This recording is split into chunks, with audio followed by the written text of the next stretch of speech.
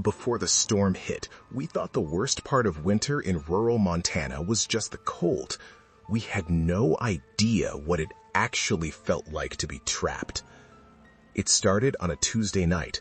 The blizzard came in fast, the kind that buries everything in silence. By morning, the driveway was gone. The road was gone. Even the fence posts had disappeared under 3 feet of fresh powder. My mom tried her phone. No service. My dad checked the breaker. No power. We lit candles, dragged blankets into the living room, and told ourselves it'd be fine. People get snowed in all the time. That first morning, my little brother saw them.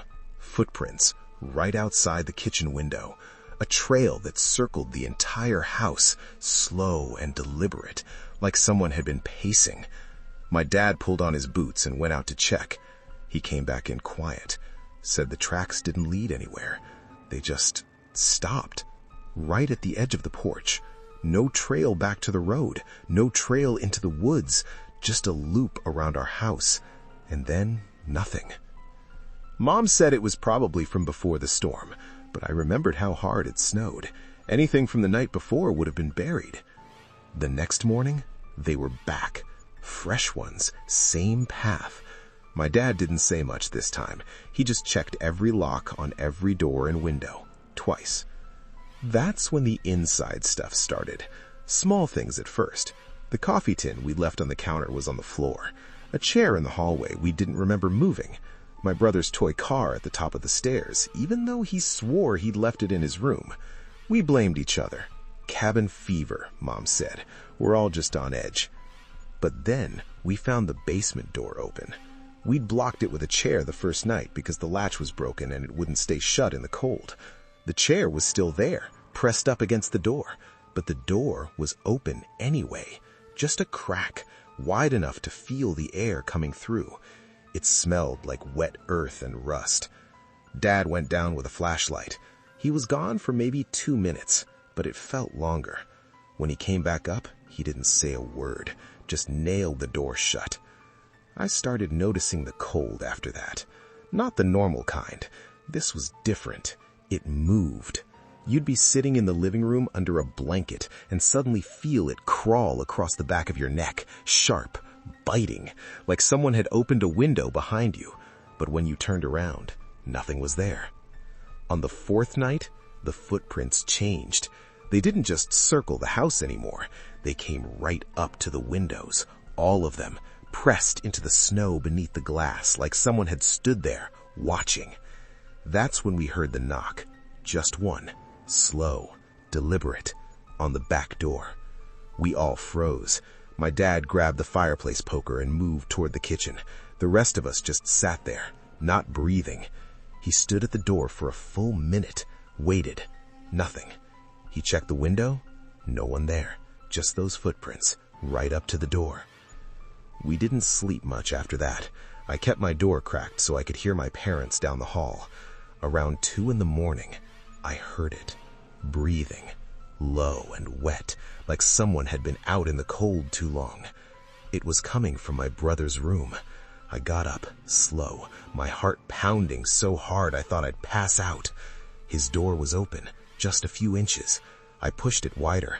He was asleep, but the sound didn't stop. It was coming from the other side of the room, behind the closet door. I stood there, frozen, listening. The breathing got slower, heavier, and then the closet door moved. Not much, just enough. I slammed my brother's door shut and ran back to my room. I didn't come out until morning. When the sun came up, I made myself go back in there. The closet was closed, the window was locked, but the air in that room was so cold I could see my breath. The rest of the house was fine, just that one room, freezing. The snow finally started to melt 2 days later. A plow came through, power came back on. My dad went outside to check the damage. I watched from the window as he stood there, staring down at something. He called my mom out. They didn't say anything for a long time. When they came back in, my dad just shook his head, said we'd talk about it later. I went out myself that afternoon. The snow was still thick in places, but you could see the ground near the house now. And that's when I saw them, the footprints. There were so many, layered on top of each other, dozens of them, all in the same spots, under the windows, by the doors, like someone had been pacing back and forth for hours, days maybe, just walking, watching, waiting. At dinner, Mom finally told us. She said the neighbor down the road mentioned something. Years ago, a man got caught in a storm out here. He'd been trying to find help, went door to door, but no one heard him. They found him a week later, frozen, collapsed near someone's porch. She didn't say whose porch, but the way my dad looked at her, I knew. We all knew. I still think about it, about how cold that room was, about the breathing, about the footprints that didn't lead anywhere. And I wonder if he ever stopped knocking, or if he's still out there, still looking for somewhere warm, still waiting for someone to let him in.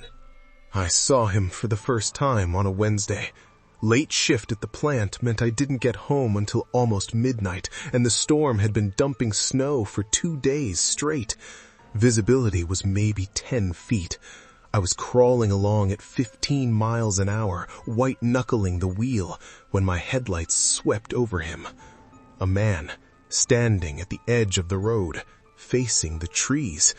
I hit the brakes without thinking. My car slid a little before stopping. I sat there, engine idling, staring at him through the snow. He wasn't moving, wasn't dressed for the weather either, just dark clothes, no coat I could see. His back was to me, and he stood perfectly still, like a statue. I thought maybe his car broke down. Maybe he was waiting for help. I rolled down my window, the cold rushing in, and called out, "Hey, you all right?" Nothing. The wind howled between us, but he didn't turn, didn't even shift his weight. I called out again. Still nothing. After a minute, I rolled the window back up. It was too cold, and I couldn't help someone who wouldn't respond. I drove on, but I kept checking my rearview mirror until the snow swallowed him up. The next night, he was there again. Same spot, same posture. I slowed down as I passed, leaning closer to the windshield to get a better look. He was facing the same direction, toward the trees, away from the road. I thought about stopping, but something about the way he stood there made my chest tighten, so I kept going. Friday night, the snow was worse, thicker, heavier. I almost missed him because the visibility was so bad, but there he was, same place, same stance. This time, though, I decided to stop. I couldn't just keep driving past him. I pulled over about 20 feet ahead and got out, leaving the car running. The cold hit me like a wall. "Hey!" I shouted over the wind. "Do you need help?" He didn't answer, didn't move. I started walking toward him, my boots crunching through the snow. As I got closer, I noticed something that made me stop. There were no footprints around him, none leading up to where he stood. The snow around him was smooth, untouched.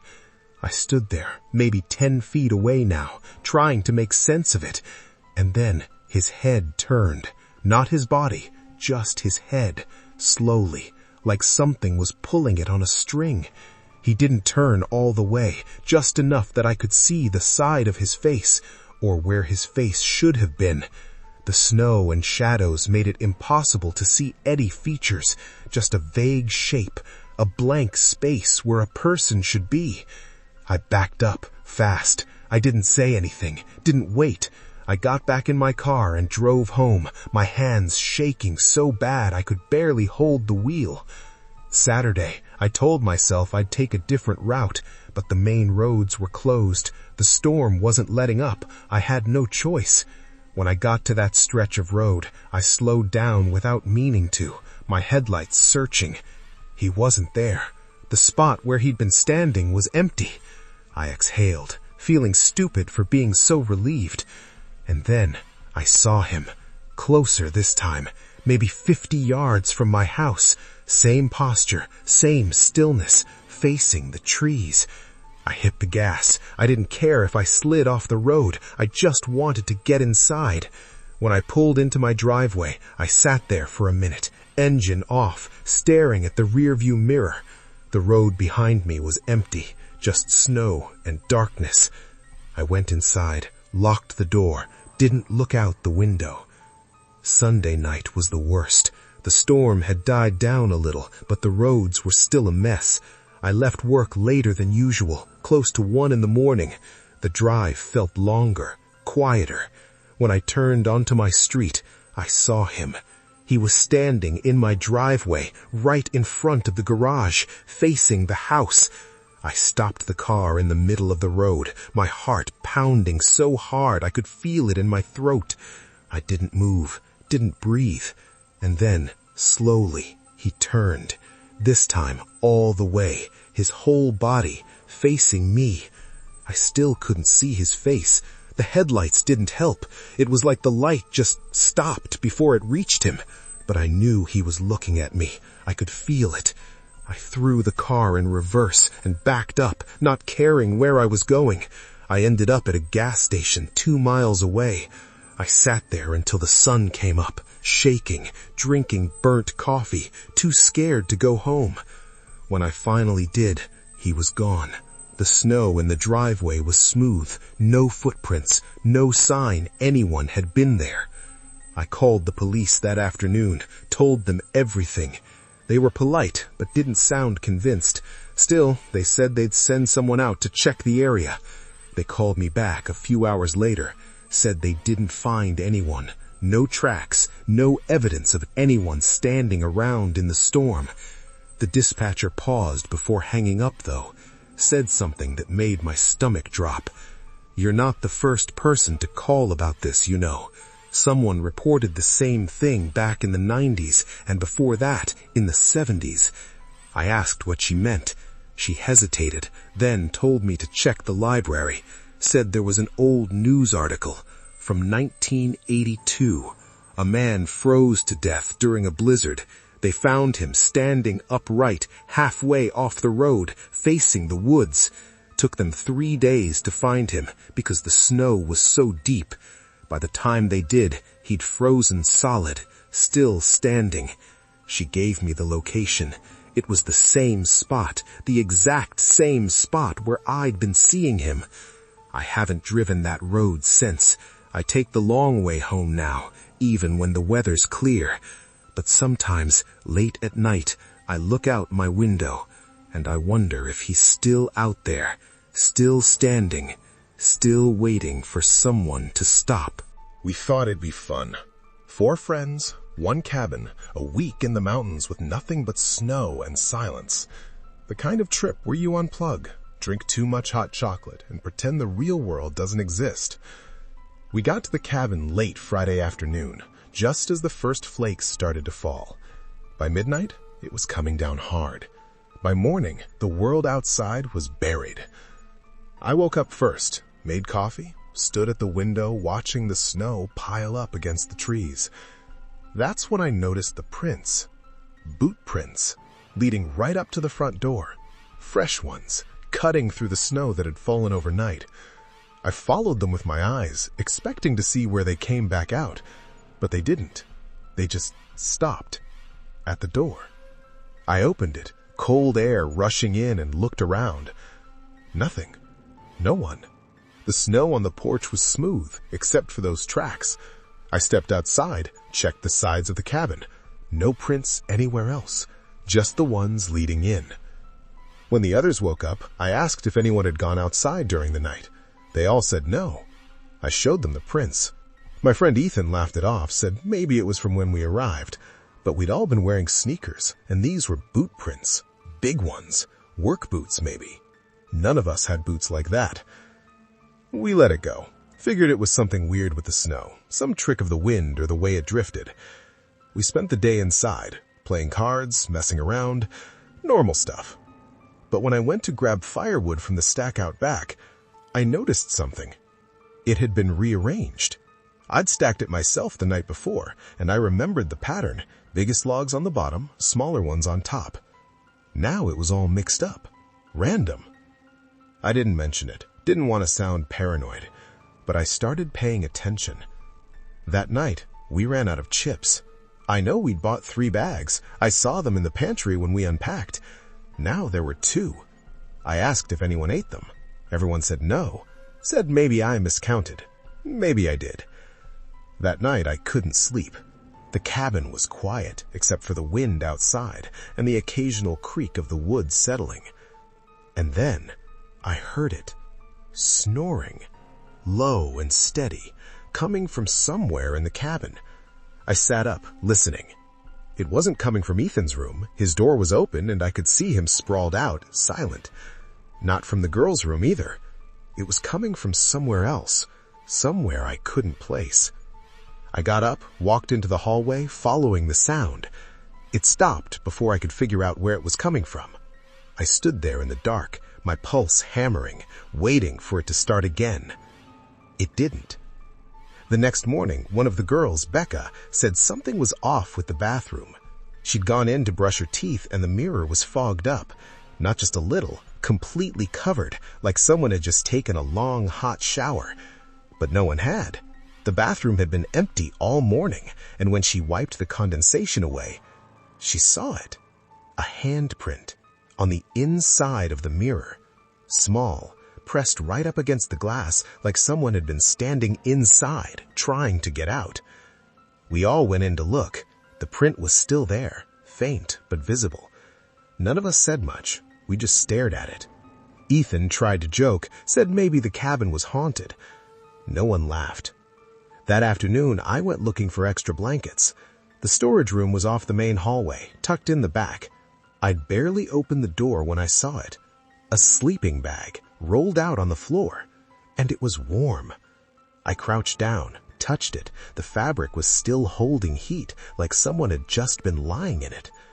I backed out of the room, my chest tight, and got the others. We all stood in the doorway, staring at it. No one wanted to go in. Ethan finally did, nudging the sleeping bag with his foot. Nothing underneath, no one hiding, but there was a smell. Faint, like damp clothes and wood smoke, like someone had been living in that room. We didn't talk about it. We just started packing, fast, throwing things into bags, not caring if we left anything behind. The snow had started falling again, thick and heavy, and the last thing we wanted was to get stuck there another night. We loaded up the car, hands shaking, breath clouding in the cold. As we pulled away from the cabin, I looked back, just once. The windows were dark, empty, but I swear I saw something. A shape, standing just inside the front window, watching us leave. We didn't talk much on the drive back. When we got home, Ethan called the owner to let him know we'd left early. The guy was quiet for a long time after Ethan explained what happened. Then he said something that made my blood run cold. He said he didn't rent the cabin out in winter anymore. Hadn't for years. Not since a guest went missing. They'd found tracks in the snow leading up to the cabin, dozens of them, but none leading away. They searched for weeks, never found him. The guy said he figured the cold got him, that he wandered off and got lost. But he never could explain the tracks, or why the cabin door did locked from the inside. We didn't ask anything else, just hung up. I still think about that sleeping bag, about the handprint on the mirror, about the snoring I heard in the middle of the night, and I wonder if we were ever really alone in that cabin, or if someone else had been there the whole time, someone who never left.